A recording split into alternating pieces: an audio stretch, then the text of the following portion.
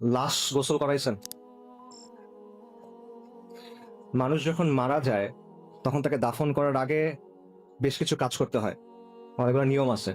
তার মধ্যে একটা কাজ হলো মৃত লাশকে, মৃতদেহকে গোসল করানো। এবং এই গোসল করানোর কিছু নির্দিষ্ট নিয়ম আছে। যেমন মনে করেন লাশকে বসাতে হয়, পাশ ফিরাতে হয়, তারপর লাশের পেটে চাপ দিতে হয় আস্তে আস্তে, যাতে করে তার দেহের ভেতরে যে ময়লা আবর্জনা আছে সেটা যেন বের হয়ে যায়। যে ময়লা আবর্জনা আমাদের সবার দেহের মধ্যেই আছে। এবং যারা অনেক লাশ গোসল করাইছে তাদের সাথে কথা বললে আপনি অনেক কথা শুনবেন। যেমন ধরেন, অনেক মানুষ মারা যায় পেটের অসুখ নিয়ে, অনেক মানুষ মারা যায় লিভারের সমস্যা থাকে, পাকস্থলীর সমস্যা থাকে, ক্যান্সারের সমস্যা থাকে। এরকম মানুষকে যখন গোসল করানো হয়, যখন পেটে চাপ দেওয়া হয়, তখন শুধু আবর্জনা বের হয় না, পুজ বের হয়, রক্ত বের হয়। অনেক সময় শরীরের ভেতরে যে অঙ্গ ছিল লিভার, এটা গলে বের হয়ে আসে। অনেক সময় খণ্ড বিখণ্ড হয়ে বের হয়ে আসে, অনেক দুর্গন্ধ হয় তখন। আমরা মৃত্যু জিনিসটাকে অনেক পবিত্রতা দেওয়ার চেষ্টা করি। বিশেষ করে মৃত মানুষকে, আসলে মৃত্যু না, মৃত মানুষকে আমরা সম্মানিত করার চেষ্টা করি, তার উপর একটা পবিত্রতা দেওয়ার চেষ্টা করি। বিশেষ করে সেই মানুষটা যদি বিখ্যাত কোনো মানুষ হয়, নামি দামি কোনো মানুষ হয়, ক্ষমতাবান কোনো মানুষ হয়, কোনো নেতা হয়, তখন আমরা এটাকে অনেক সম্মানজনক কিছু একটা হিসেবে দেখানোর চেষ্টা করি। কিন্তু আপনি যদি ওই মানুষটাকে যখন গোসল করানো হচ্ছিল তখন দেখতেন, তখন আপনার কাছে মনে হবে না যে এই বিষয়টা সম্মানজনক, আপনার তখন করুণা হবে তার জন্য। মানুষ দুনিয়াতে নিজেকে অনেকভাবে উপস্থাপন করে। আমরা নিজেদেরকে অনেক বড় কিছু হিসেবে দেখাই, আমরা নিজেদেরকে অনেক সম্মানিত কিছু হিসেবে দেখাই, আমরা নিজেদেরকে অনেক পবিত্র কিছু হিসেবে দেখাই। আমরা আমাদের চারপাশে একটা খোলস তৈরি করি, কিন্তু মৃত্যু এই সবগুলো খোলস সরায় দেয়। আমাদের যত পোশাক আছে, যত আবরণ আছে, যত অলংকার আছে, যত সাজসজ্জা আছে, সবকিছু মৃত্যু সরায় ফেলে এবং আপনাকে দুনিয়ার সামনে একদম উন্মুক্ত করে দেয়। কিন্তু এই বিষয়টা আমরা মাথায় রাখি না।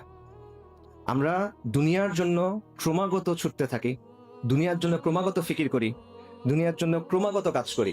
আমাদের সব চিন্তা দুনিয়া নিয়ে, যে দুনিয়াতে আমার জীবনটা কিভাবে আরো কমফোর্টেবল হবে, আরামদায়ক হবে, দুনিয়াতে আমার জীবনটা কিভাবে আরো সম্মানজনক হবে, দুনিয়াতে আমার জীবনটা কিভাবে আরো সচ্ছল হবে, দুনিয়াতে আমার জীবনযাপনের স্টাইলটা, মানে লাইফস্টাইলটা কিভাবে আরো উন্নত হবে, কিভাবে আমি অমুক জিনিসটা কিনবো, কিভাবে আমি অমুক জিনিসটা ব্যবহার করব, কিভাবে অমুক জায়গায় যাব। সব চিন্তা ভাবনা আমাদের এই জায়গা নিয়ে।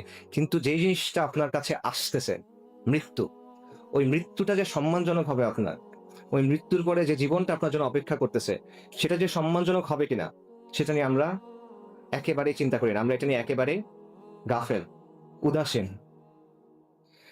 একজন মহান তাবেঈ ছিলেন সুফিয়ান আস-সাওরী রাহিমাহুল্লাহ, সাহাবাদের ছাত্র। ওনাকে বলা হতো আমিরুল মুমিনিন ফিল হাদিস। হাদিসের ব্যাপারে বিশাল জ্ঞান রাখতেন। ওনাকে একজন এসে প্রশ্ন করছে, ইয়া আবু আব্দুল্লাহ, ওনার কুনি আবু আব্দুল্লাহ, দুনিয়ার জন্য কিভাবে প্রস্তুতি নিব বলেন, আখিরাতের জন্য কিভাবে প্রস্তুতি নিব বলেন।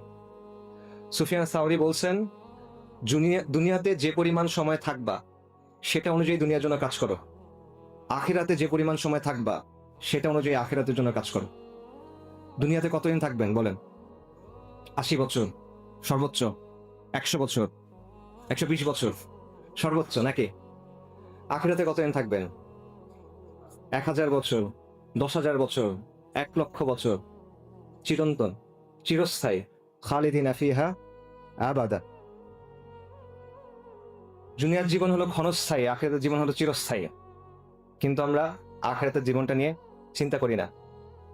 আল্লাহ সুবহানাহু ওয়া তাআলা কোরআনে বলছেন, কুল্লু নাফসিন যায়িকাতুল মাউত, নিশ্চয়ই প্রত্যেক জীবকে মৃত্যুর স্বাদ আস্বাদন করতে হবে। ওয়া ইন্নামা তুওয়াফফুনা উজুরাকুম ইয়াওমাল কিয়ামা, এবং কিয়ামতের দিন তোমাদেরকে তোমাদের যে প্রতিফল, যে কর্মফল, সেটা পরিপূর্ণভাবে বুঝাই দেওয়া হবে। ফামান যুহজিহা আনিন নারি ওয়া উদখিলাল জান্নাতা ফাকাদ ফাজ, যাকে আগুন থেকে রক্ষা করা হবে এবং জান্নাতে প্রবেশ করানো হবে, সে হলো সফল। ওয়ামাল হায়াতুদ দুনিয়া ইল্লা মাতাউল গুরুর, এই দুনিয়ার জীবন হলো ছলনাময় ভোগ, ছলনা, প্রতারণাময় একটা ভোগ, এটা ছাড়া আর কিছুই না। সূরা আলে ইমরানের আয়াত। এই একটা আয়াতে আল্লাহ আযজা ওয়া জাল্লা আমাদের এই দুনিয়ার সব বাস্তবতা, সব মৌলিক প্রশ্নের উত্তর দিয়ে দিয়েছেন। যে বিষয় নিয়ে আমাদের এত পেরেশানি, যে বিষয় নিয়ে আমাদের এত ছোটাছুটি, যে বিষয় নিয়ে আমাদের এত চিন্তা, এত কষ্ট, সবকিছুর আসল মূল্যটা কত, এই সবকিছুর পরে কি অপেক্ষা করতেছে, দুনিয়ার সফলতা কি, ব্যর্থতা কি, এরপরে আমাদের জন্য কি অপেক্ষা করতেছে। এবং এর পরের আয়াতে আল্লাহ সুবহানাহু ওয়া তাআলা বলতেছেন, লাতুবলাউন্না ফি আমওয়ালিকুম ওয়া আনফুসিকুম, নিশ্চয়ই তোমাদেরকে তোমাদের জান এবং মালের ব্যাপারে পরীক্ষা করা হবে। দেখেন, আমাদের জীবনের মধ্যে নিশ্চিত জিনিসপত্র কিছু নাই, সবকিছু অনিশ্চিত। যে বিষয়গুলো নিয়ে আপনি সকাল থেকে ঘুমানোর আগ পর্যন্ত চিন্তা করেন, ইভেন ঘুমানোর সময় যেগুলো নিয়ে স্বপ্ন দেখেন, কোনোটার মধ্যে কোনো নিশ্চয়তা নাই।